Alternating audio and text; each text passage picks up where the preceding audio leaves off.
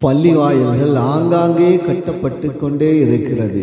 விசாலத்துக்கு விசாலமாக பள்ளி வாயில்கள் கட்டப்பட்டு கொண்டே இருக்கிறது. தொழுகையாளிகளை பார்த்தால் சுப்ஹானல்லாஹ், தொழுகையாளிகள் ஆக குறைவானவர்களாகத்தான் இருக்கிறார்கள்.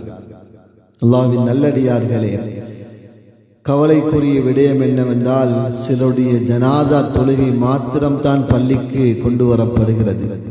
அதுவும் அவர் தொழுவதற்காக வேண்டி அல்ல, அவரை வைத்து துணிவிக்கிறார்கள். இந்த அளவுல சிலர்கள் உலகத்திலே வாழ்ந்து கொண்டு தான் இருக்கிறார்கள்.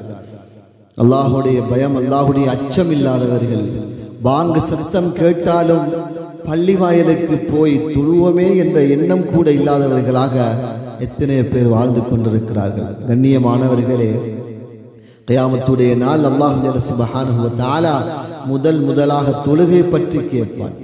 தொழுகை சரியாக இருக்குமே ஆனால் அனைத்து அமல்களும் சரியாக இருக்கும். தொழுகை சீர்கெட்டிருந்தால் அனைத்து அமல்களும் சீர்கெட்டிருக்கும் என்ற கருத்தை ஹதரத் ரசூலுல்லாஹி ஸல்லல்லாஹு அலைஹி வஸல்லம் அவர்கள் சொன்னார்கள். அதனால் சகோதரிகளே, தொழுகை ஆக முக்கியமான ஒரு அமலாக இருக்கிறது. தன் உடல் ஆரோக்கியம் இருக்கும் பொழுது நாம் பள்ளிவாசலுக்கு செல்ல வேண்டும். சகோதரிகளே, உடலால் செய்யக்கூடிய கடமை தான் தொழுகையாக இருக்கிறது. அல்லாஹ் சுப்ஹானஹு வ தஆலாவிடத்திலே நாம் பிரார்த்திக்கும் பொழுது தொழுது பிரார்த்திக்கக்கூடிய துஆக்கள் கபூலியத்தாக இருக்கிறது. அதனால் நாம் ஐவேளை தொழுவக்கூடிய மக்களாக ஆகிவிட வேண்டும்.